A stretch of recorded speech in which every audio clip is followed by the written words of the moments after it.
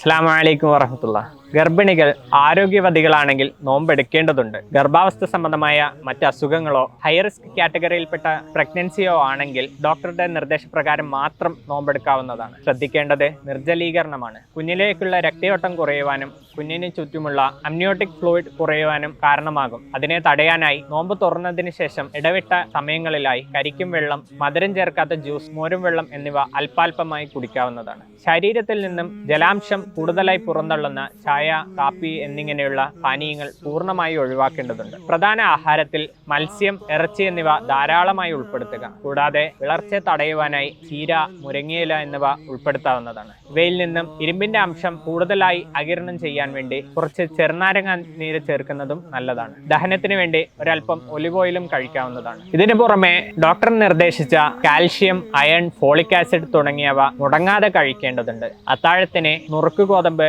മട്ടയരി എന്നിവ ഉപയോഗിക്കാം. കൂടാതെ കാൽഷ്യത്തിന് വേണ്ടി 1 ഗ്ലാസ് പാൽ, 1 പുഴുങ്ങിയ മുട്ട എന്നിവ കഴിക്കാവുന്നതാണ്. ഈത്തപ്പഴവും നല്ലതാണ്. കാരണം മറിയം ബീവിക്ക് പ്രസവ സമയത്ത് അള്ളാഹു നൽകിയത് ഈത്തപ്പഴമായിരുന്നുവല്ലോ.